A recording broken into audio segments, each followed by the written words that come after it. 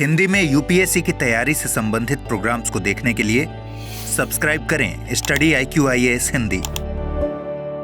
नमस्कार, मैं ओम द्विवेदी स्वागत करता हूं आपका स्टडी IQ IAS हिंदी के इस प्लेटफॉर्म पे। और आज मैं आपके साथ चर्चा करने वाला हूं हमारे वीकली करंट कंपाइलेशन पर, जो कि 7 से 13 सितंबर वाला वीक को कवर करेगा। जो भी इंपॉर्टेंट न्यूज़ हैं वो हम इसमें पूरी कवर करेंगे और आपसे उम्मीद करूंगा कि आप पेपर पेन लेकर के साथ में बैठें ताकि थोड़ा बहुत आप लिखते चलें, है ना। तो जो डायरेक्ट क्वेश्चंस होंगे वो आपके पास एक शॉर्ट नोट टाइप से बन जाएगा ताकि आप उसको आसानी से रिवाइज कर लेंगे। ठीक है, चलिए तो सबसे पहले मैं आपको यहाँ पर न्यूज़ दिखा देता हूँ, उसके बाद फिर हम क्लास को आगे बढ़ाएंगे।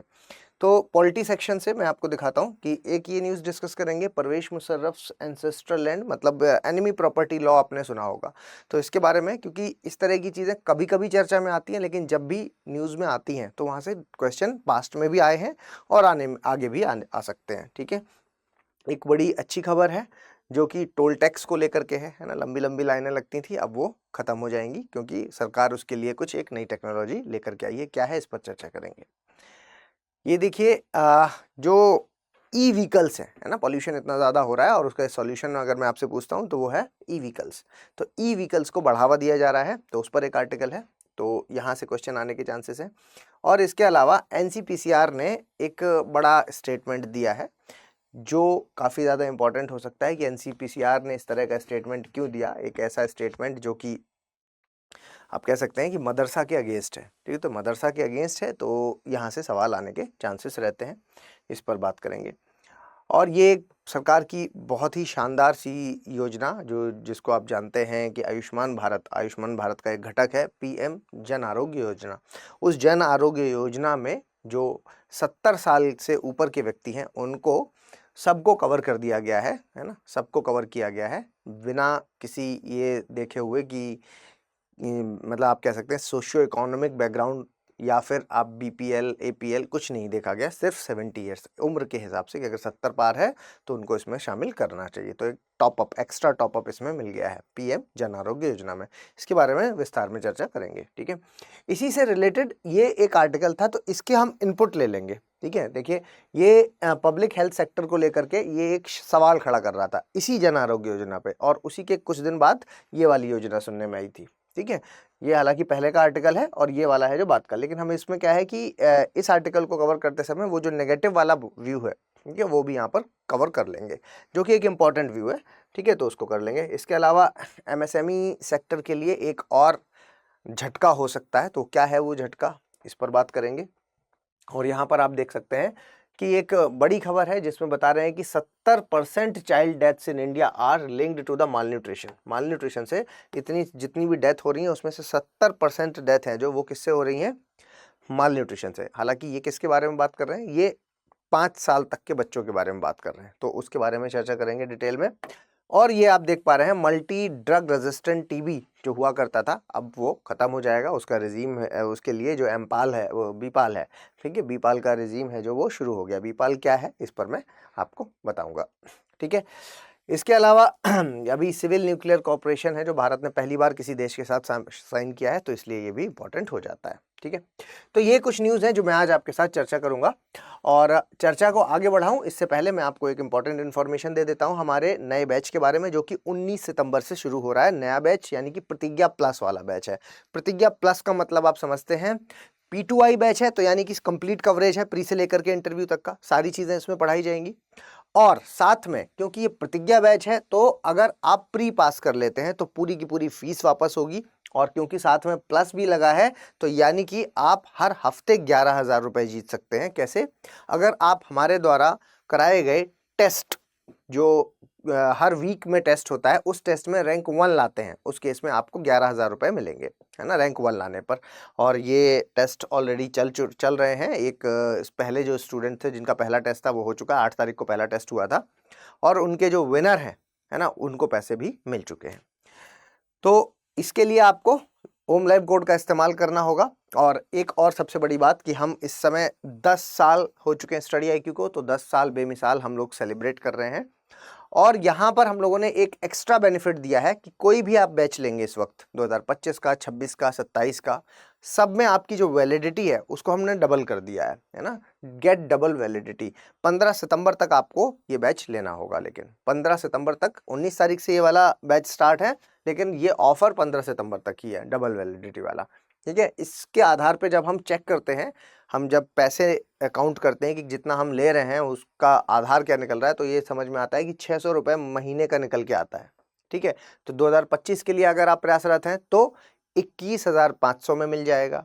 अगर आप 2026 के लिए हैं तो 29,000, और अगर आप 27 के लिए हैं तो 35,000। ठीक है, तो ये ध्यान में रखिएगा। सुबह 8 बजे वाला बैच है, 19 सितंबर से स्टार्ट हो रहा है। 15 तारीख तक ही इसमें एडमिशन ले लीजिए ताकि आपको बेस्ट फायदा मिल जाए। ठीक है, चलिए अपने पॉलिटी सेक्शन के पहली न्यूज पर आते हैं और ये देखिए, Parvez Musharraf's ancestral land in UP to be auctioned under the enemy property act. ठीक है, एनिमी प्रॉपर्टी एक्ट के तहत इसको नीलाम किया जाएगा, और मतलब ये जो इनकी जो प्रॉपर्टी थी किसकी, परवेज मुशर्रफ की। ठीक है, तो परवेज मुशर्रफ आप खूब जानते हैं, है ना, पहले से ही जानते हैं आप, पाकिस्तान के एक्स प्राइम मिनिस्टर भी रह चुके हैं ये। ठीक है, अब बात ये है कि क्या है पूरा मामला, ये एनिमी प्रॉपर्टी लॉ वाला, इसको हम समझते हैं, एनिमी प्रॉपर्टी एक्ट है जो, इसको हम थोड़ा सा समझ लेते हैं। देखिए, आपको पता है कि हमने 65 का युद्ध, और मतलब 62 का चाइना के साथ और 65 का पाकिस्तान के साथ, ठीक है, ये दो युद्ध लड़ने के बाद यहाँ पर बहुत सारे ऐसे लोग थे, जब हमारे युद्ध खत्म हुए तो उसके बाद बहुत सारे लोग यहाँ से छोड़ के गए। ठीक है, हालांकि भारत से चाइना या पाकिस्तान गए लोग, और पाकिस्तान या चाइना से भी भारत आए। ठीक है, दोनों ही चीज़ें हैं। तो दोनों ही केस में हम क्योंकि भारत की बात कर रहे हैं, तो भारत के मामले में समझिए आप कि जो लोग यहाँ से पाकिस्तान चले गए, उनकी बात अगर मैं करूँ तो उनकी यहाँ पर ज़मीनें वगैरह बची रह गई। तो जो ज़मीनें यहाँ पर बची रह गई, मैं कब की बात कर रहा हूँ, 1962 वाला युद्ध जो चाइना के साथ लड़ा हमने, और 1965 वाला युद्ध, ठीक है, जो हमने पाकिस्तान के साथ लड़ा। ठीक है, पाकिस्तान और चाइना के साथ जो हमने युद्ध लड़ा, इनके दोनों के साथ जो लोग यहाँ पर रह गए, वो सॉरी जो लोग यहाँ से चले गए, उनकी जो प्रॉपर्टी यहाँ पर रह गई, उस प्रॉपर्टी को कौन किसके अंडर में चली गई, वो प्रॉपर्टी थी, उसका ये हुआ कि भाई defence of India act, defence of India act है जो, वो इस पर काम करेगा। भारत रक्षा अधिनियम, याद रखिएगा, भारत रक्षा अधिनियम, भारत रक्षा अधिनियम बना, अधिनियम, इसके ये इसमें काम करेगा, और जो प्रॉपर्टी है वो उसको केंद्र सरकार अपने अंडर में ले लेगी। ठीक है, सिंपल सी बात है। तो ये हुआ, लेकिन इसके लिए एक क्लॉज भी है कि जो व्यक्ति यहाँ से गया है, उसने वहां की, जिस देश में वो गया हो उसकी उसने नागरिकता ले ली हो। ठीक है, नागरिकता, उसने अगर दूसरे देश की नागरिकता ग्रहण कर ली तो वो यहाँ का नागरिक बचा नहीं, और क्योंकि वो फिर उसकी वो प्रॉपर्टी कैसी कहलाएगी, फिर वो एनिमी प्रॉपर्टी कहलाएगी, दुश्मन की शत्रु संपत्ति कहलाएगी। ठीक है, शत्रु संपत्ति। ठीक है, क्योंकि वो शत्रु देश में गया है इसलिए। ठीक है, और नागरिकता ले ली हो तो उस केस में सेंट्रल गवर्नमेंट इसको अपने अंडर में ले लेती थी, केंद्र उसका कस्टोडियन बन जाएगा, और ये प्रॉपर्टी कैसी कहलाएगी, ये शत्रु संपत्ति कहलाएगी। ठीक है, 1965 के बाद जब 1966 आया, तो 1966 में ताशकंद समझौता हुआ। ठीक है, ताशकंद समझौता,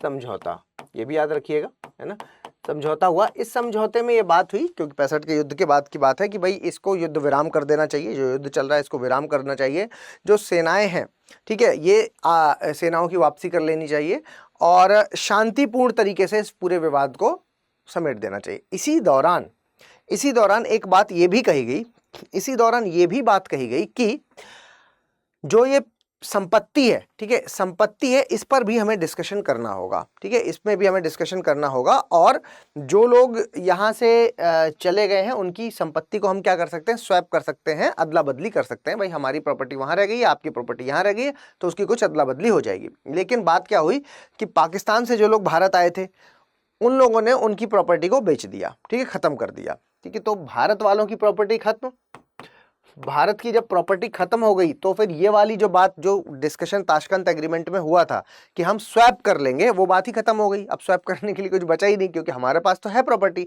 लेकिन उन्होंने हमारे लोगों की प्रॉपर्टी बेच दी। ठीक है, या खत्म कर दी, तो फिर अब ये बात यहाँ पर खत्म हो गई। ठीक है, तो इसके लिए अब आपको क्या याद रखना है, एक शत्रु संपत्ति अधिनियम 1968 बना, शत्रु संपत्ति अधिनियम 1968, शत्रु संपत्ति अधिनियम 1968, ठीक है। 1968 वाला बना और इसमें ये यही बात जो मैंने अभी आपको बताई कि केंद्र है के अंडर में आ जाएगी, ठीक है। तो केंद्र सरकार की सारी संपत्ति जो है वो किसके अंडर में आ जाएगी, केंद्र के। इसमें एक संशोधन किया गया जो कि बहुत इंपॉर्टेंट है 2017 में, ठीक है। ये संशोधन काफी ज्यादा इंपॉर्टेंट हो जाता है और ये जो था इसको the enemy property amendment and validation bill के नाम से आया, जो कि 1968 वाला जो एक्ट था इसको इसने संशोधित किया। इसमें संशोधन क्यों किया गया, क्या प्रॉब्लम आ गई, क्या, आप इसको एग्जाम्पल से समझिए। आप ऐसे समझिए कि कोई एक राजा है, ठीक है, राजा साहब है और राजा साहब चले गए पाकिस्तान। अब राजा साहब तो पाकिस्तान चले गए लेकिन उनकी संपत्ति यहाँ पर रह गई, ठीक है। राजा साहब हैं जो वो पाकिस्तान चले गए लेकिन संपत्ति है जो वो यहाँ रह गई। अब इन्होंने क्या है कि नागरिकता ले ली और जैसे ही इन्होंने नागरिकता ली तो इसका मतलब है कि ये शत्रु संपत्ति हो गई। तो ये किसके अंडर में आएगी, 1968 के वाले के हिसाब से केंद्र के अंदर में, ठीक है। तो केंद्र इसको ले लेगा और जब इसको केंद्र ले लेगा तो फिर उसके बाद अब ये केंद्र के पास है कि क्या करेगा क्या नहीं करेगा। बात यह है कि राजा साहब मर गए, है ना, बाद में कभी राजा साहब मरेंगे तो हमारे यहाँ पर क्या नियम चलते हैं, पर्सनल लॉज चलते हैं। और पर्सनल लॉज के अंतर्गत विरासत भी एक क्लॉज है, विरासत, यह बात आप जानते हैं, है ना, विरासत एक क्लॉज है। अब मान लीजिए कि राजा साहब तो मर गए लेकिन इनके बच्चे या इनके भतीजे, कोई परिवार का व्यक्ति भारत में ही रह गया, ठीक है, लेकिन ये प्रॉपर्टी इनकी थी, ये चले गए तो आ गई ये केंद्र के अंदर में। लेकिन जब ये मर गए तो विरासतन नियम के हिसाब से वहां पर कौन सा नियम लगेगा, ये वाला नहीं लगेगा। फिर नियम कौन सा हो जाएगा, फिर नियम आ जाएगा पर्सनल लॉज वाला, ठीक है, जिसमें कि क्या होता है पर्सनल लॉज में, जैसे हिंदू पर्सनल लॉ, मुस्लिम पर्सनल लॉ। तो मुस्लिम पर्सनल लॉ की बात करें तो उसमें भी विरासत का है। तो विरासत का क्लॉज क्योंकि पर्सनल लॉ का पार्ट है तो फिर वो उसके तहत उनके बच्चों को या उनके परिवारजनों को मिलनी चाहिए। तो ये केंद्र से छिन करके इनके पास आ जाएगी प्रॉपर्टी। समझ पा रहे हैं अगर ये क्लेम कर देते तो। अच्छा, ये आप हल्का फुल्का मत समझिएगा, मतलब ये नियम अगर बन रहे हैं तो आप इतना तो समझ पा रहे होंगे कि प्रॉपर्टी कोई कुछ लाखों की नहीं है, ये कई करोड़ों की प्रॉपर्टी है ना, बहुत बड़ी बड़ी प्रॉपर्टीज यहाँ पर रह गई हैं, ठीक है। तो इसलिए फिर इसमें संशोधन किया गया 2017 में, और 17 में संशोधन करके ये बात क्लियर की गई कि अगर ये जिसकी ये प्रॉपर्टी है वो चले गए और फिर उसके बाद वो वहां से, मतलब मान लीजिए कि पलायन कर गए हों, एक्सपायर कर गए हों, अपना पूरा जो बिजनेस है उसको पूरा उन्होंने समेट दिया हो, ठीक, कुछ भी स्थिति रही हो, एक बार वो यहाँ से चले गए और उन्होंने वहां पे नागरिकता ले ली तो उस केस में ये केंद्र के अंडर में आ जाएगी और फिर किसी भी दशा में ये वापस ट्रांसफर नहीं होगी, ठीक है। तो ये बात इसमें कही गई थी। इतनी चीजें आपको कम से कम इसमें याद रखना है। मतलब कहने का कि आप इतना समझ लीजिए कि 2017 वाले में जो शत्रु संपत्ति है इसकी परिभाषा को बढ़ा दिया गया है ना, और परिभाषा में ये बात ऐड की गई, अगर वो चले गए हैं, नागरिकता ऐड कर ली है, उसके बाद वो चाहे एक्सपायर हो जाए, चाहे वो पूरा पलायन हो जाए, गायब हो जाए, कहीं पता ही नहीं चला कहाँ गए, ठीक, कुछ भी हुआ हो, उस हर एक केस में फिर संपत्ति नहीं जाएगी, केंद्र के ही अंडर में रहेगी, केंद्र उसका कस्टोडियन रहेगा, ठीक है। तो ये चीज आप याद रखिएगा। आगे चलते हैं और एक अच्छी खबर पे। क्या है भाई कि government changes the toll collection rules, pay as per the distance you cover, no charge up to the 20 kilometres on a toll road, है ना। क्या है भाई, आपको पता है कि बहुत सारे लोग ऐसे हैं जो जाम में फंसते हैं, ठीक है। टोल टैक्स में अक्सर आपने देखा होगा कि जाम लगा रहेगा और जाम में फंसे रहेंगे। आप कहेंगे सर फास्टैग के बाद ऐसा नहीं होता, लेकिन फास्टैग के बाद इन चीज़ों में कमी जरूर आई है लेकिन ख़त्म अभी भी नहीं हुआ। कई बार तो ऐसा होता है कि आगे कोई व्यक्ति होता है, उसके रिचार्ज नहीं होता फास्टैग में, और क्योंकि फास्टैग में रिचार्ज नहीं होता तो इसकी वजह से वो फिर मतलब उसको कहना पड़ता है कि आप हटिए यहाँ से। अब वो हटे कहाँ पे, तो बैक करेंगे, तो सारी गाड़ियाँ बैक करेंगी, फिर वो भी बैक करेंगे, ठीक है। इन सब में बहुत टाइम लग जाता है, जाम लग जाता है कई बार, है ना, फिर उनको साइड में खड़ा होना पड़ता है, दूसरी गाड़ियां पास होती हैं, तो ये सब बड़ा दिक्कत वाली चीज हो जाती है। अभी भी फास्टैग में भी काफी सब बार ऐसी दिक्कतें होती हैं, ठीक है। इसलिए सरकार ने इस जाम वाली प्रोसेस को खत्म करने के लिए, और यहाँ पर भीड़ भाड़ ना लगे, सीधे निकल जाए व्यक्ति, तो उसके लिए अब उन्होंने क्या कहा है, उन्होंने कहा है कि सैटेलाइट से काट लेंगे पैसा, ठीक है, कैसे काट लेंगे? सैटेलाइट के माध्यम से कनेक्ट कर लेंगे और काट लेंगे पैसा। तो सैटेलाइट के माध्यम से कैसे काट लेंगे? तो समझिए, गाड़ी के अंदर एक OBU लगाएंगे, ठीक है, गाड़ी में क्या लगाएंगे? व्हीकल है जो गाड़ी, इस गाड़ी में क्या लगाएंगे? एक OBU, on board unit, on board unit, on board unit. ये यूनिट है जो ये सीधे कनेक्ट होगी किससे? आपका अभी फिलहाल मैं GPS कह दूं और या गगन कह देता हूं, गगन, ठीक है, गगन भारत का है और ग्लोबल पोजिशनिंग सिस्टम ये US का है, ठीक है, भारत में अभी यही चल रहा है, US वाला, ठीक है। गगन अभी उतना मतलब चल रहा है गगन भी, लेकिन गगन अभी उतना ज़्यादा फैला नहीं है और इतना ज़्यादा इसका आप कह सकते हैं प्रसार नहीं है, ठीक है। जब ये हो जाएगा तो इससे कनेक्ट कर लेंगे, अभी फिलहाल GPS से। तो GPS से ऑनबोर्ड यूनिट को कनेक्ट कर दिया जाएगा। तो यानी कि सैटेलाइट के माध्यम से ये पता लगाया जा सकता है कि ये जो गाड़ी है ये कितना दूरी है जो इसने कितनी तय की, किसमें? नेशनल हाईवे के भीतर, नेशनल हाईवे में इसने कितनी दूरी तय की और उस दूरी के हिसाब से पैसा कट जाया करेगा।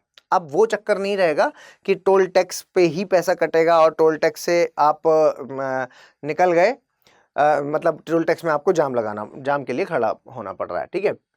सबसे बढ़िया बात क्या है कि ऐसे भी लोग होते हैं जो, जैसे कि मैं अपनी बात करूं तो मेरा घर इस वक्त जहां पर है वो ये टोल टैक्स है और मेरा घर यहां से मान लीजिए कि 2 किलोमीटर की दूरी पर है, ठीक है, यहां पर मेरा घर है, ठीक है, यहां पर मेरा घर है और जो मेरा घर है यहां से अगर मैं यहां से आता हूं तो मात्र 2 किलोमीटर चलने की वजह से भी मुझे टोल टैक्स काटना पड़ता है। क्यों? क्योंकि ये तो नियम में है नहीं, उसमें तो ये है कि अगर आपने ये गेट पास किया तो आपका पैसा कटेगा और हर बार ऑफिस आने पे मुझे 80 रुपए कटवाने पड़ते हैं और जाने में मुझे 80 रुपए कटवाने पड़ते हैं, ठीक है ना। सवाल आ रहा होगा आपके मन में कि सर कोई शॉर्टकट नहीं है क्या? हाँ तो है, ठीक है, तो जुगाड़ लिया है हमने भी, तो शॉर्टकट की ओर जाए। लेकिन अगर मैं सही रूट की बात करूं तो इस सही रूट में मुझे मात्र 2 किलोमीटर पे भी पैसे देने पड़ते हैं। इसलिए सरकार ने यह भी ध्यान रखा है कि मुझे 2 किलोमीटर के पैसे न देने पड़े, तो सरकार ने क्या कहा कि एक काम करते हैं, 20 किलोमीटर तक अगर कोई व्यक्ति नेशनल हाईवे में दूरी तय करता है तो उसको कोई पैसा नहीं लगेगा। अब चाहे यहां पर एक टोल हो या 2 टोल हो या 3 टोल मुझे पार करने पड़ रहे हो, लेकिन अगर मेरी गाड़ी ने 20 किलोमीटर तक का डिस्टेंस तय नहीं किया है तो मुझे कोई भी पैसा नहीं लगेगा। लेकिन मान लीजिए मेरी गाड़ी ने 30 किलोमीटर का डिस्टेंस तय कर लिया, उस केस में मुझे 10 किलोमीटर का पैसा देना पड़ेगा। 20 तो फ्री है, 10 किलोमीटर का मुझे पैसा देना पड़ेगा। और ये कैसे ट्रैक होगा? ये होगा इस OBU यूनिट से। ये OBU कैसे मिलेगी? ये OBU यूनिट है जो ये हमें बाहर से अभी गाड़ियों में लगवानी पड़ेगी, बाहर से, ठीक है, बाहर से दुकानों से लग जाएगी और जो नई गाड़ियां आएंगी उनमें ये इनबिल्ट रहेगी, ठीक है। तो नई गाड़ी वालों को चिंता नहीं करनी, नई गाड़ियां हैं जो वो उसमें ये इनबिल्ट करके देंगे इस फीचर को, ठीक है। तो ये एक अच्छी खबर है। अच्छा, अभी आप सोचेंगे कि क्या सर फास्टैग खत्म हो गया? तो नहीं, ऐसा नहीं है, फास्टैग भी चलते रहेंगे और ये वाला भी स्टार्ट हो जाएगा, ठीक है।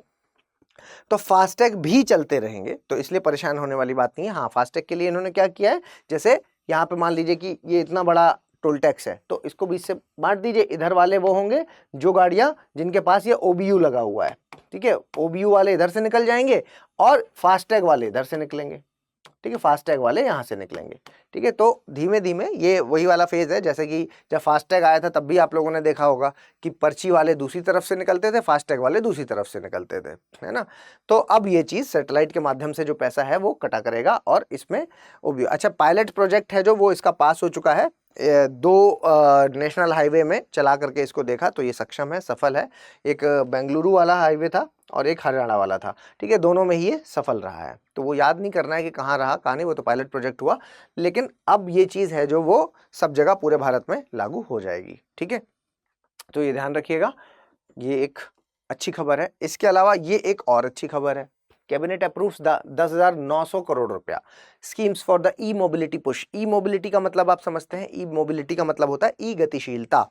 कहने का मतलब है कि अगर मैं आपसे पूछता हूं कि सर मुझे ये बताओ कि पॉल्यूशन किस वजह से हो रहा है, एयर पॉल्यूशन, तो आप कहोगे सर बहुत सारे कारण हैं, जैसे कि यातायात एक कारण हो जाता है, जैसे कि इंडस्ट्रीज से निकलने वाला धुआं एक कारण हो जाता है, कई सारे कारण हो जाते हैं। चिमनी से निकलने वाला धुआं हो गया, कंस्ट्रक्शन हो रहा है रोड का, उस रोड कंस्ट्रक्शन से जो धुआं निकल रहा है वो हो गया, वो आप कचरा जल रहा है, कचरे जलने से जो पॉल्यूशन हो रहा है, कई सारे कारण आपको पता चलेंगे, ठीक है। लेकिन फिर भी मैं अगर आपसे पूछता हूँ कि सर मुझे एक कारक बताओ, बस एक, जो सबसे ज़्यादा आपको लगता हो कि पोल्यूशन में सबसे ज़्यादा रोल प्ले करता है, तो आप कहोगे सर यातायात, है ना। बहुत ज़्यादा गाड़ियाँ हो गई हैं, बहुत ज़्यादा धुआं निकल रहा है, बहुत ज़्यादा पेट्रोल डीजल जल रहा है, तो यातायात है जो, ये एक बहुत बड़ी समस्या है। तो मैं इससे बोलूँगा कि क्या कुछ सॉल्यूशन है, पता है आपको? तो आप कहोगे कि सर अल्टीमेटली तो हम लोग हाइड्रोजन फ्यूल की ओर जाएंगे, लेकिन फिलहाल हम लोग क्या है कि ई कारों को, है ना, ई कारें या फिर ई बाइक या ई बसें, इन सब चीज़ों का प्रमोशन कर रहे हैं। मतलब ई व्हीकल्स, ई वाहन है जो, ई का मतलब इलेक्ट्रिक वाहन, ठीक है। तो बिजली से चलने वाले जो वाहन है उनका हम प्रमोशन कर रहे हैं। सरकार चाहती है कि हर कोई ई वाहन से चले, लेकिन अगर सरकार चाहती है और अगर ये इतना अच्छा है, आप सब ये बात मानते हैं, तो क्या प्रॉब्लम है? ले लीजिए ई वाहन। प्रॉब्लम ये है, दो प्रॉब्लम्स आपके सामने आएंगी। दो प्रॉब्लम क्या है? दो प्रॉब्लम ये है कि एक तो ये वाली प्रॉब्लम आएगी कि सर मुझे जाना है 500 किलोमीटर और ई वाहन में जो बैटरी है वो मात्र 300 किलोमीटर तक चलेगी, एक प्रॉब्लम, ठीक है। दूसरी प्रॉब्लम ये कि सर अगर मान लीजिए कि मैं लेके चलता भी हूं अपनी गाड़ी को 500 किलोमीटर के लिए और 300 पे मेरी खत्म हो जाती है, तो मुझे चार्जिंग स्टेशन मिल जाए तो मैं चार्ज कर लूं उसको, जैसे कि गाड़ियों में होता है कि भाई हम पेट्रोल पंप मिल जाता है, हम पेट्रोल भरवा लेते हैं उसमें। तो दूसरी प्रॉब्लम है चार्जिंग स्टेशन नहीं है, और ये कोई आसान काम नहीं है कि तुरंत बन जाएंगे चार्जिंग स्टेशन, ठीक है, लंबा समय लगेगा। तो आज अगर मैंने गाड़ी ली है तो मैं मजबूर हो जाऊंगा कि मैं सिर्फ छोटे एरिया में ही चला सकता हूं उसको, ये बात बिल्कुल सही है। तो ये सब प्रॉब्लम्स देखते हुए सरकार ने यहाँ पर देखा कि कौन है जो बहुत ज़्यादा धुएं मतलब करता है। तो शुरुआत में अभी उन्होंने किसको किसको शामिल किया है? उन्होंने 10,900 करोड़ रुपए जो है वो डाल दिए, और इस योजना का नाम क्या रखा गया है? PM E drive. पूरा नाम अगर याद रखना चाहें आप तो रख लीजिए, अदरवाइज पीएम ई ड्राइव से भी आपका काम चल जाएगा, पीएम ई ड्राइव, ठीक है। और ये जो रखा गया है नाम, ये है प्रधानमंत्री electric drive revolution in innovation vehicle enhancement, ठीक है। तो ये इतना बड़ा नाम है इसका, और 2 साल तक के लिए ये योजना लागू की गई है, 2 साल तक वैलिड रहेगी। 2 साल में क्या क्या मिलेगा आपको? देखिए, पीएम ई ड्राइव है जो, इसके तहत क्या है कि जो ईवी के बायर्स हैं उनको बहुत सारी जो समस्याएं हैं उनको समाधान किया जाएगा, जिसमें सबसे ज्यादा है जो टू व्हीलर्स, ठीक है। इसमें क्या क्या कवर किया गया है? एक तो इसमें टू व्हीलर्स, मतलब आप बाइक खरीद लो, कोई दिक्कत नहीं है। आप थ्री व्हीलर, जो भी ऑटो रिक्शास हैं, बहुत ज़्यादा हो गए तो धुआं ही धुआं हो जाता है और इतना ज़्यादा वो ध्यान भी नहीं रख पाता, तो थ्री व्हीलर, टू व्हीलर और ई बसेस, इसके अलावा ई ट्रक भी हैं, और इसके अलावा ई एम्बुलेंस भी है, ठीक है, ये भी ध्यान दीजिएगा, ठीक है। ई बसेस, ई ट्रक और ई एम्बुलेंस, ठीक है। ई एम्बुलेंस के लिए 500 करोड़ रुपया दे दिया गया है, ठीक है, आवंटित कर दिया गया है कि भाई ई एम्बुलेंस खरीद लिए। 2000 करोड़ रुपए है जो वो आपकी सबसे बड़ी समस्या के लिए आवंटित कर दिया गया है, जो है चार्जिंग स्टेशन, ठीक है। चार्जिंग स्टेशन के लिए कि 2000 करोड़ रुपए हम अलग से चार्जिंग स्टेशन बनाएंगे। कितने बनाएंगे? 72,000 चार्जिंग स्टेशन बनाए जा रहे हैं, ठीक है। कौन सा मंत्रालय इसमें इन्वॉल्व है? तो भारी उद्योग मंत्रालय, भारी उद्योग मंत्रालय, मिनिस्ट्री ऑफ हैवी इंडस्ट्रीज, ठीक है, भारी उद्योग मंत्रालय इसमें इन्वॉल्व है।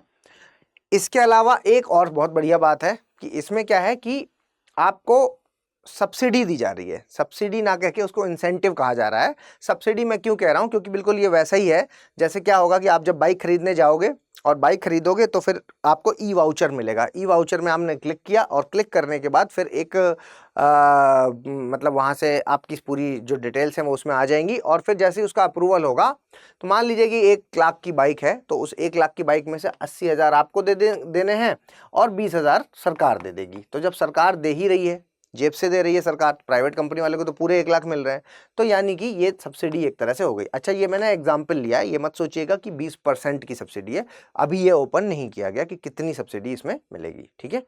तो ये चीज़ आपको पता होनी चाहिए, और इससे क्या होगा कि बहुत एक बड़ा चेंज आने वाला है, एक रेवोल्यूशनरी चेंज आ सकता है, जिससे कि हम पॉल्यूशन को कम कर सकते हैं, और दूसरा हमारा जो आयात है, जो हमारा इंपोर्ट है, उसको भी हम कम कर सकते हैं। किसका?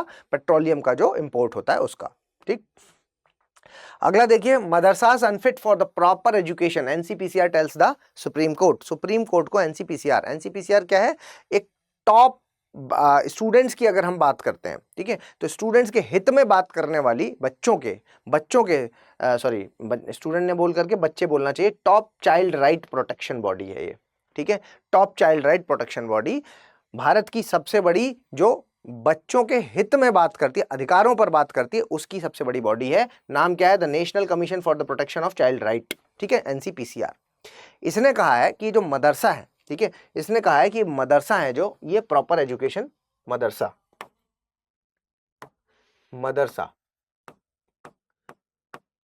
है जो, इनमें प्रॉपर एजुकेशन नहीं मिल पा रही है बच्चों को, ठीक है, प्रॉपर एजुकेशन नहीं मिल पा रही, तो इसलिए क्या है, ये फिट नहीं है, ये फिट नहीं है, ऐसा इन्होंने कहा है। कब कहा, सुप्रीम कोर्ट में क्यों गए ये कहने के लिए, इस पर भी थोड़ी चर्चा कर लेते हैं। देखिए समझिए, इसके लिए आप 2004 में जाइए। पहले 2004 में इलाहाबाद हाईकोर्ट है, जो इलाहाबाद हाईकोर्ट ने क्या किया, 2004 में इलाहाबाद हाईकोर्ट ने उत्तर प्रदेश मदरसा शिक्षा अधिनियम, उत्तर प्रदेश मदरसा शिक्षा अधिनियम, ठीक है, ये है जो इसको गैर कानूनी घोषित किया। इसको क्या, अनकॉन्स्टिट्यूशनल घोषित किया, ठीक है, गैर कानूनी घोषित कर दिया इसको। अब गैर कानूनी इसको घोषित किया है, तो क्यों घोषित किया है, इसके पीछे का तर्क क्या है? गैर कानूनी घोषित करने का जो तर्क है वो उन्होंने कहा कि देखो, जो मदरसे हैं वो हमारी आर्टिकल 14 का उल्लंघन कर रहे हैं, आर्टिकल 21 का उल्लंघन कर रहे हैं और आर्टिकल 21A का उल्लंघन कर रहे हैं, है ना। क्या तर्क दिए? आर्टिकल 14 का मतलब हुआ, उन्होंने कहा कि यहाँ पर राइट टू इक्वलिटी की बात हो रही है, और इक्वलिटी में, समानता में जब हम बात करते हैं, तो ये बच्चा जो मदरसा में पढ़ रहा है और वो बच्चा जो स्टेट लेवल या नेशनल लेवल के किसी इंस्टीट्यूट में पढ़ रहा है या स्कूल में पढ़ रहा है, तो इन दोनों में की शिक्षा में बहुत बड़ा डिफरेंस है। तो ये कहीं ना कहीं मदरसे बच्चे को उसकी जो फंडामेंटल एजुकेशन है, जो उसकी बुनियादी ज़रूरतें शिक्षा है, उससे दूर रख रहे हैं, ठीक। तो इस आधार पर, दूसरा आधार, ये कोर्ट के आधार है, ठीक है, ये आपको याद रखने हैं, ठीक है। ये किसके आधार है? ये हाई कोर्ट के आधार है, इलाहाबाद हाई कोर्ट के, ठीक है। इसके अलावा article 21 right to life, right to life का मतलब है कि जीवन में मेन स्ट्रीम में आना बहुत ज़रूरी है। हर बच्चे को मेन स्ट्रीम में, मुख्य धारा में जब तक हम नहीं लाएंगे तब तक वो भारत के लिए कुछ योगदान नहीं कर पाएगा और अपने लिए भी कुछ योगदान नहीं बढ़ाएगा। ऐसी शिक्षा जिससे उसको कहीं आगे भविष्य में नौकरी मिलेगी ही नहीं, तो फिर वो राइट टू लाइफ के अगेंस्ट चला जाएगा, तो इसके भी अगेंस्ट है। और दूसरी बात कि हर बच्चे को शिक्षा का अधिकार है, तो शिक्षा के अधिकार में अच्छी शिक्षा भी शामिल है, मतलब गुणवत्ता भी इसमें शामिल है, गुणवत्ता भी इसमें शामिल है। और क्योंकि इसमें गुणवत्ता भी शामिल है, तो इसलिए आप ये बात कह सकते हैं कि सर गुणवत्ता वाली जो एजुकेशन है वो यहाँ, मतलब NCPCR ने कहा कि गुणवत्ता वाली जो एजुकेशन है वो यहाँ पर नहीं मिल रही है, इस लिहाज से इनको खारिज, जो है हाई कोर्ट ने इसको गैर कानूनी घोषित कर दिया। आपके दिमाग में आ रहा होगा कि सर मदरसा में पढ़ाना सही नहीं है, गैर कानूनी है क्या? नहीं, मदरसा में आप पढ़ा सकते हैं, ये तो फंडामेंटल राइट की बात हो गई, है ना। मदरसा एजुकेशन गैर कानूनी है? नहीं, मदरसा एजुकेशन गैर कानूनी, मदरसा में पढ़ाना, इच्छा रखता हूं मैं मदरसा में पढ़ाना, तो वो उसमें कोई दिक्कत नहीं। सवाल कहाँ खड़ा हो रहा है? देखिए, फंडामेंटल राइट है हमारा, है ना, फंडामेंटल राइट है जिसमें कि धार्मिक स्वतंत्रता की बात हुई है, ठीक है, धार्मिक स्वतंत्रता, और धार्मिक स्वतंत्रता,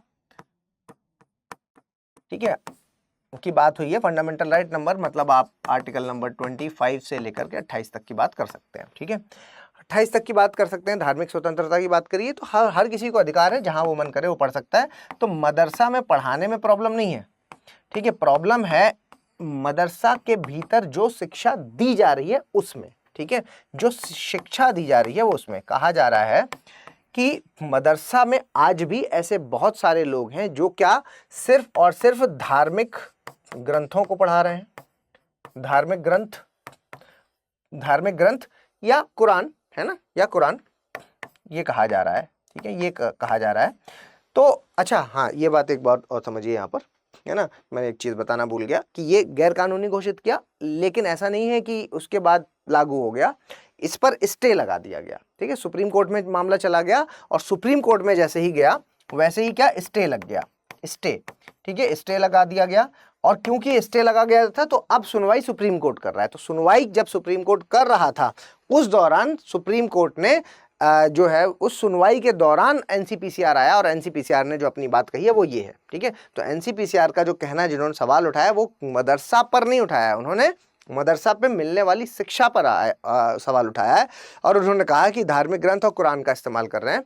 आप कहेंगे सर यहाँ पर भी तो एनसीईआरटी पढ़ाई जाती है, बिल्कुल एनसीईआरटी के लिए भी उन्होंने कहा एनसीईआरटी, है ना। आप इसमें मदरसा शिक्षा में भी एनसीईआरटी को शामिल किया गया, लेकिन सिर्फ एनसीईआरटी शामिल करने से गुणवत्तापूर्ण या समानता उस बच्चे के साथ समानता नहीं महसूस की जा सकती जो दूसरा बच्चे को पूरी प्रॉपर एजुकेशन उसको मिल रही है, ठीक है।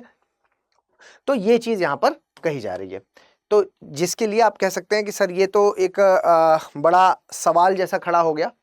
तो ये बात है, बिल्कुल सही बात है ना। और ये जो इस पर ये सवाल उठाया जा रहा है, इस चीज़ को लेकर के कि ये अनफिट है, ठीक है। एक चीज़ इसमें और भी कही जा रही है कि आर्टिकल नंबर 28 का थर्ड पार्ट है जो, ठीक है, ये एक चीज़ और भी कही जा रही है कि कई बार ऐसा देखा गया है कि नॉन मुस्लिम है जो वो भी मदरसा में एजुकेशन ले रहे हैं, और ये आर्टिकल नंबर 28 के थर्ड पार्ट के अगेंस्ट बताया जा रहा है, ठीक है। कहने का मतलब है कि अगर किसी को जबरन कि भाई इस इलाके में रह रहे हो तो यहाँ पर मदरसा एजुकेशन लेना जरूरी है, अगर इस तरह की चीजें भी देखने को मिल रही हैं कई जगहों पर। और ये आर्टिकल नंबर 28 का थर्ड पार्ट यानी कि ये बात कर रहा है किसके बारे में, जबरन शिक्षा या जबरन पूजा करने के लिए, है ना, कि किसी को आप जबरदस्ती नहीं कर सकते कि नहीं आपको ये पूजा करनी ही करनी है। मतलब देखिए, प्रॉब्लम तब तक नहीं है जब तक आप ये कहते हैं कि मेरा धर्म अच्छा है, प्रॉब्लम तब है जब आप ये कहते हैं कि मेरा धर्म आपके धर्म से ज्यादा अच्छा है, ठीक है। तो वही चीज यहाँ पर कही जा रही है कि आर्टिकल नंबर 28 का जो थर्ड पार्ट है उसके अगेंस्ट कई बार देखा गया है, क्योंकि कई सारे ऐसे मदरसा हैं जहाँ पर नॉन मुस्लिम्स को भी पढ़ाया जा रहा है और जबरन, यहाँ पर जबरन शिक्षा के बारे में जबरन, ठीक है, जब भी जबरदस्ती की बात होती है तो फिर वो गैर कानूनी हो जाता है, ठीक है। एक एग्जाम्पल भी एनसीपीसीआर ने दिया है, हालांकि ये एग्जाम्पल आप विकिपीडिया वगैरह में देखेंगे तो कई समय से पहले से मौजूद है। एग्जाम्पल में उन्होंने क्या दिया है, उन्होंने एक मदरसा का जिक्र किया है, मदरसा का नाम है दारुल उलूम देवबंद मदरसा, दारुल उलूम देवबंद मदरसा, ठीक है, देवबंद मदरसा, ठीक, दारुल उलूम देवबंद मदरसा। ये तालिबान के साथ जुड़ा हुआ है, तालिबान, ठीक है। इससे क्या है कि ये आप कह सकते हैं कि सर देखो तालिबान के साथ जुड़ा हुआ है और साफ साफ यहाँ पर ये कहा जा रहा है कि बच्चों को इस मदरसा में ट्रेन किया जाता है, बच्चों का ब्रेन वॉश किया जाता है और तैयार किया जाता है किस चीज़ के लिए, लड़ने के लिए, ठीक है। कट्टरपंथी उनके अंदर डाली जाती है, उनको फंडामेंटलिज्म या आप यूँ कह सकते हैं कि कट्टरवाद बनाया जाता है ना, कट्टरवाद वादिता उनके अंदर आ जाती है। और यहाँ से तालिबान इसको क्या कहता है, जिहादी देवबंदी जिहादिज्म, देवबंदी जिहादिज्म, देवबंदी जिहादिज्म, ठीक है।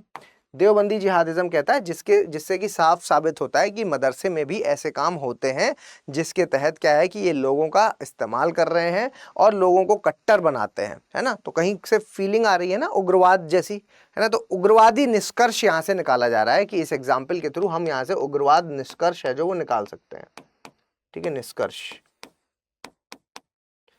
जो है वो निकाल सकते हैं कि मदरसा में इस तरह की चीजें भी चलती हैं, तो इसलिए मदरसे हैं जो वो फिट नहीं है बच्चों को शिक्षा के लिए, ऐसा तर्क दिया जा रहा है। सुप्रीम कोर्ट ने अभी तक कोई ऐसा नियम कोई अपना वर्डिक्ट वगैरह नहीं दिया, लेकिन हाँ ऐसा तर्क एनसीपीसीआर की ओर से दिया गया। अब क्योंकि एनसीपीसीआर की ओर से दिया गया है तो आप इन सारी चीजों का जो मैंने अभी आपको बताई इनका आप यूज कर सकते हैं, ठीक है। चलिए आगे बढ़ते हैं और इकोनॉमी के आर्टिकल में आते हैं, और बहुत बड़ी न्यूज़ है, और जैसा कि मैंने आपको बताया था कि दोनों न्यूज़ को हम साथ में मिला करके देख लेंगे इसमें, ठीक है। तो पहले ये देखते हैं कि अच्छी खबर है क्या। तो कैबिनेट ने अप्रूव कर दिया health cover for all aged 70 and above. अब 70 साल से ऊपर के लोग हैं जो उनके सबके लिए क्या कह दिया है, 70 साल से ऊपर के लोग हैं जो उनको सबको कवर कर लिया गया है किसमें, आयुष्मान भारत का जो प्रधानमंत्री जन आरोग्य योजना है उसके तहत, ठीक है। तो ध्यान रखें इस चीज़ को, 70+ के उम्र के जो भी लोग हैं उनको प्रधानमंत्री जन आरोग्य योजना, ठीक है, जन आरोग्य योजना इसमें कवर कर लिया गया है। आपको पता होना चाहिए कि आयुष्मान भारत है जो, ठीक है, आयुष्मान भारत, आयुष्मान भारत, इस आयुष्मान भारत के दो घटक हैं। एक है आपका पीएम जय, ठीक है, प्रधानमंत्री जन आरोग्य योजना, और दूसरा घटक है health and wellness centre. Health and wellness centre मतलब स्वास्थ्य एवं कल्याण केंद्र, ठीक है, health and wellness centre. Health and wellness centre का मतलब हुआ स्वास्थ्य एवं कल्याण केंद्र, ठीक है, स्वास्थ्य एवं कल्याण केंद्र। तो ये वाला जो है इसके अंदर क्या है, ये वही जिसमें आपका पीएचसी है जो उनका विकास करना, मतलब पब्लिक हेल्थ सेंटर, उसके अलावा सीएचसी कम्युनिटी हेल्थ सेंटर जो सामुदायिक हेल्थ सेंटर है उनका विकास करना।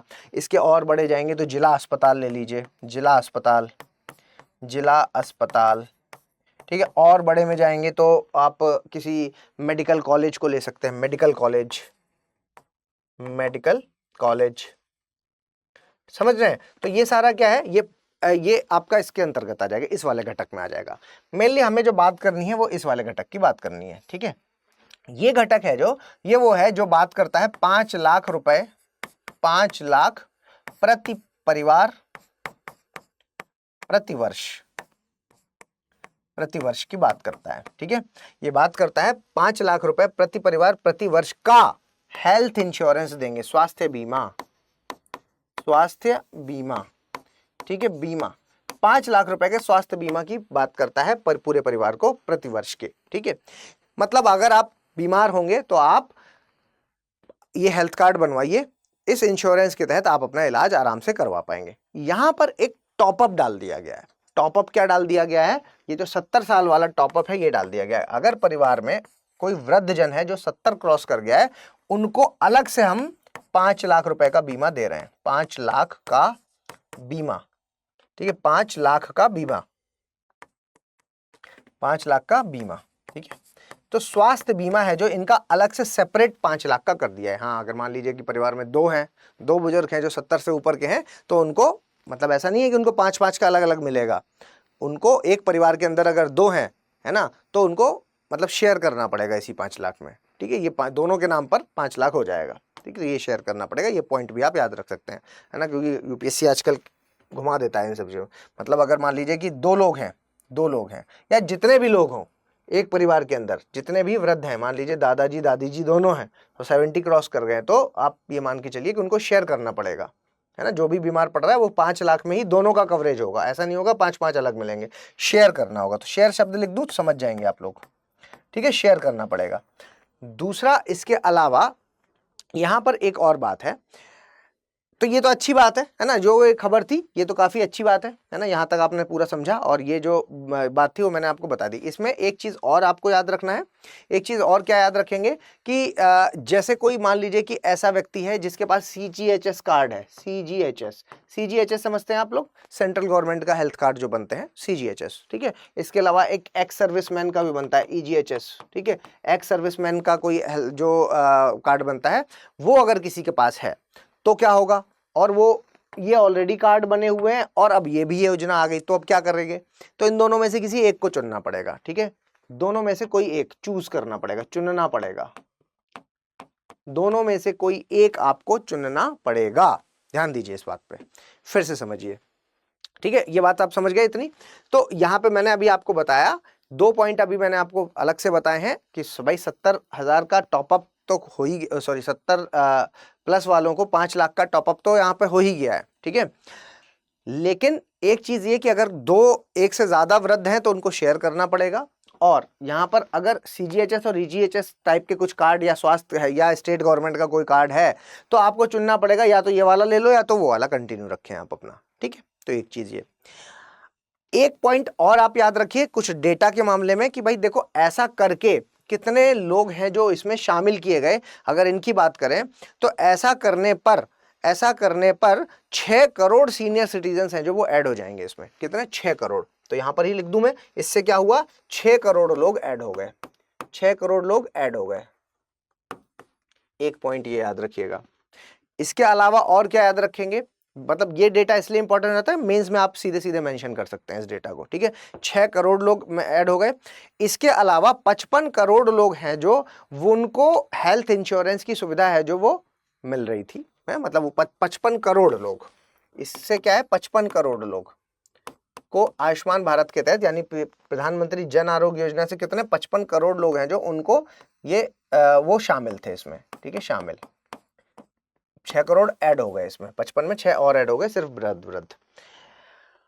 एक और बात है कि कितने लोग छूट रहे हैं, कितने लोग छूट रहे हैं की अगर मैं बात करता हूं तो यहां पर आप देखते हैं कि 90 करोड़ लोग हैं जो 90 करोड़ लोग यहां पर अभी भी छूट रहे हैं, 90 करोड़ लोग छूट रहे हैं।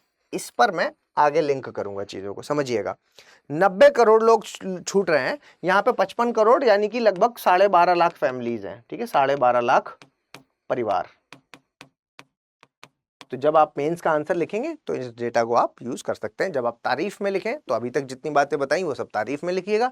जब मैं अब जब आपको क्रिटिसाइज करने को कहा जाए तो ये वाला आर्टिकल है जिसने पॉलिसी पैरालिसिस के बारे में बोला है, पॉलिसी पैरालिसिस के बारे में बोला, वीकेंड पब्लिक हेल्थ सिस्टम, ठीक है। इन्होंने यही बात बोली है कि भाई हमारा पब्लिक हेल्थ सिस्टम है काफी ज्यादा वीक है, काफी ज्यादा वीक है। कैसे वीक है, क्या इन्होंने पॉइंट उठाया, तो मैंने आपको सीधे सीधे 2 घटक बताए थे अभी अभी कि भाई इसके 2 घटक होते हैं। एक होता है प्रधानमंत्री जन आरोग्य योजना वाला, ये वाला है ना, और एक होता है ये वाला, ठीक है। तो यहां पर इन्होंने इसको बोला कि भाई देखो इसको स्ट्रॉन्ग जब तक नहीं करोगे तब तक आप कितना भी हेल्थ इंश्योरेंस पैसा देते रहो उससे कोई बहुत ज्यादा फर्क नहीं पड़ेगा, ठीक है। साथ में जो मैंने अभी आपको 90 करोड़ लोगों वाली बात बोली कि भाई 90 करोड़ लोग अभी बचे हैं जो इसमें कवर नहीं है। अब ये 90 करोड़ कहां जाएंगे बताइए, ये 90 करोड़ जाएंगे प्राइवेट में, ये 90 करोड़ जाएंगे प्राइवेट में, और प्राइवेट में जाना इनकी हो जाएगी अब मजबूरी।